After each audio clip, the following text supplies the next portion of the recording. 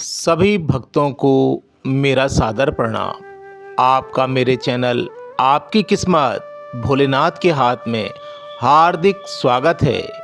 तो भक्तों, आज मैं आपके लिए संपूर्ण शिव महापुराण से तारकासुर की वीरता और तारकासुर का वध लेकर आया हूँ। तो सभी भक्त शिव महापुराण के इस अध्याय को प्रेम से सुने।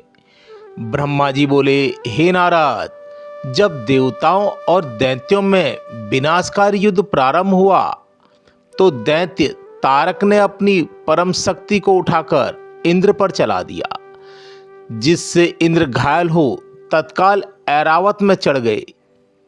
इस प्रकार अपनी रणकुशलता से असुरों ने सभी लोक परलोक को परास्त कर दिया, अन्य देवताओं को मार मार कर भगा दिया। असुर विजयी हो सिंहनाद करने लगे, बड़ा कोलाहल मचा। यह देखकर वीरभद्र ने महान क्रोध किया। वे वीरगणों से, वशिष्ठ हो तारक के निकट जा उसे भीषण मार मारने लगे। दैत्य भी उससे लड़ने लगे। त्रिशूल, ऋषि, पांस, खड्ग, फरसा और 25 आयुधों का प्रयोग हुआ। वीरभद्र ने तारक को घायल कर दिया। वह मूर्छित होकर पृथ्वी पर गिर पड़ा। फिर वहां कौतुकी तारक ने वीरभद्र को युद्ध भूमि से भगा दिया। देवता युद्ध भूमि छोड़कर भागने लगे। फिर विष्णु ने तारक से युद्ध किया। विष्णु भगवान ने उस पर गदा, चक्र आदि से प्रहार किए। इस प्रकार भयंकर युद्ध देखकर मैं कुमार के पास जाकर बोला, हे देव, इस तारक को मैंने वरदान दिया है कि यह रुद्र, विष्णु आदि किसी से नहीं मर सकता। आप इससे युद्ध कीजिए, क्योंकि यह केवल आपके द्वारा ही मर सकता है। मेरी बात सुनकर कुमार रथ से उतरकर उल्का के समान चमकती अपनी शक्ति को लेकर चले। उन्हें देखकर तारक दैत्य शक्ति उठाकर प्रहार करते हुए कहने लगे, अरे मूर्खो, तुमने इस बालक को मेरे सामने क्यों कर दिया है?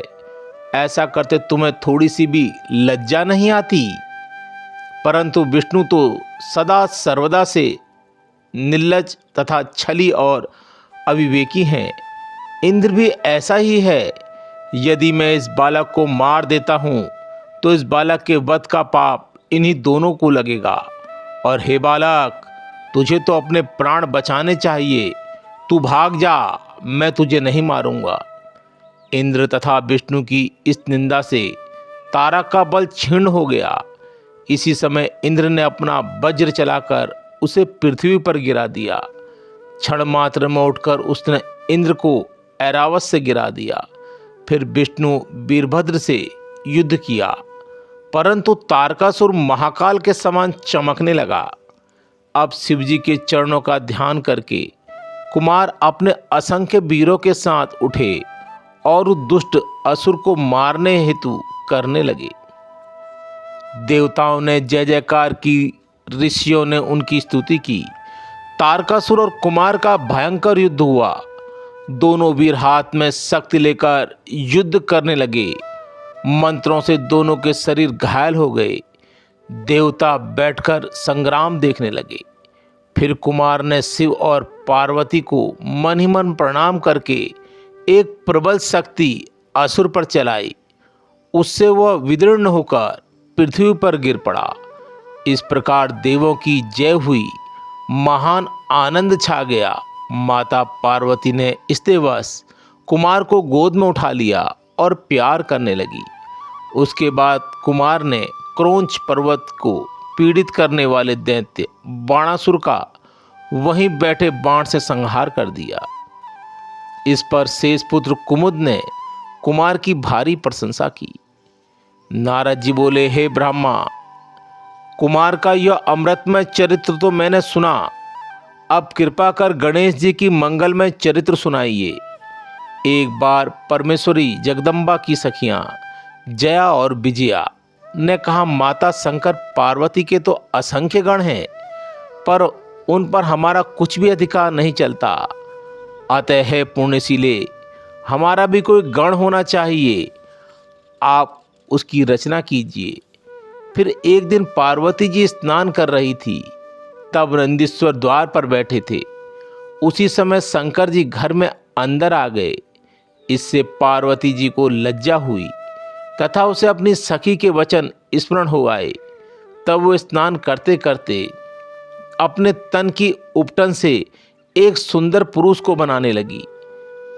जब पुरुष बन गया तो उसे वस्त्र अलंकार से सजाकर द्वार पर बैठा दिया और कहा कि मेरी आज्ञा के बिना कोई भी अंदर नहीं आने पाए, और आशीर्वाद दिया कि तुम मेरे पुत्र हो। जब गणेश जी द्वार पर बैठ गए तब शंकर जी घर में जाने लगे। इस पर गणेश जी ने मना किया कि माता जी का आदेश है कि कोई भी पुरुष अंदर ना आए। इससे शंकर जी बड़े क्रोधित हुए। फिर शिवजी के गण वहां गणेश जी को हटाने के लिए आए। गणेश जी ने उनसे निर्भय होकर कहा, मेरा विरोध करना अच्छा नहीं है, तुम सब यहां से दूर भाग जाओ। उन्होंने कहा, हम सब शिवजी के गण हैं। इस पर गणेश ने क्रुद्ध होकर कहा कि तुम शिव के गण हो तो क्या, मैं भी माता पार्वती का गण हूं। वे गण निराश होकर पार्वती जी के पास लौट गए, परंतु उनको शंकर जी ने पुनः लौटाया कि वह जो भी हो उसे वहां से हटा दो। परंतु इस बार भी गणेश जी ने उन्हें धकड़ दिया। पार्वती जी ने बाहर इस शोर को सुनकर अपनी सखी को देखने भेजा। इस पर उस सखी ने सारा वृत्तांत क्या सुनाया। इस पर पार्वती जी हंसने लगी और बोली, अच्छा है कि गणेश ने शंकर जी को रोक दिया, नहीं तो वह बिना कहे सुने चुपचाप घर में चले आते। शिवजी ने पुनः अपने गणों को आदेश दिया कि तुम उस गण से युद्ध करो, और ये कहकर सांसारिक लीला करने वाले शिवजी चुप हो गए। जब शंभु की आज्ञा पाकर वे सब गण निर्भय हो गए और गणेश जी से युद्ध करने को आ गए। इधर गणेश जी सजकर तैयार थे। उन्होंने शिवगणों से कहा, आज तुम मुझ अकेले पार्वती पुत्र का पराक्रम देखो। तब शिव के अनेक गण उन पर टूट पड़े। शिवगणों ने गणेश ने अकेले ही युद्ध किया, परंतु शिवजी के गण उनका कुछ भी नहीं बिगाड़ सके। उन सबको गणेश जी ने मारकर भगा दिया। इस पर नारद जी प्रेरणा से शिव के पास जाकर सभी देवताओं ने इस युद्ध का कारण पूछा। शिव ने कहा, मेरे घर के द्वार पर एक बड़ा बलवान बालक हाथ में लकड़ी लिए उपस्थित है। जो भी जाता है वह उसे जाने नहीं देता। यदि ब्रह्मा चाहे तो इस कलेश को दूर करें। मैं शिव की माया से मोहित होकर वहां गया। मुझे आते देखकर बालक गणेश क्रोधवश दौड़कर मेरी दाढ़ी मूछ नोचने लगा। तब मैंने कहा, देव क्षमा करो, मैं वृद्ध ब्रह्मा हूँ। मैं यह कह ही रहा था कि बालक गणेश ने परित उठा लिया। मैं वहां से भाग चला। फिर तो मैं शिवजी के पास गया और समाचार सुनाया। उसे सुनकर लीला विशारद शंकर जी को बड़ा क्रोध आया। फिर शिवजी के सभी गणों ने युद्ध किया। उसमें कार्तिकेय आदि सभी वीर हार गए। अकेले गणेश ने सबके छक्के छुड़ा दिए। तब कुपित हो रुद्र स्वयं ही वहां आ गए। चक्रधारी विष्णु सेना लेकर उनके पीछे खड़े हो गए। ब्रह्मा बोले, हे नारद जी, शिवजी जब तुम्हारे वचनों से उस बालक से युद्ध करने आए, एक से एक पराक्रमी देवता तथा विष्णु तक उनसे युद्ध किया। सभी युद्ध में पराजित हो गए। शिवजी भी सेना सहित उस बालक से चिरकाल तक लड़ते रहे। शिव की माया से विष्णु जी भी मोहित हो गए और वे भी परास्त हो गए। गणेश जी ने माता का ध्यान कर शिव शक्ति चलाई। फिर शिवजी ने महान क्रोध करके त्रिशूल से उस बालक का सिर काट दिया। इससे देवता निश्चित हो गए।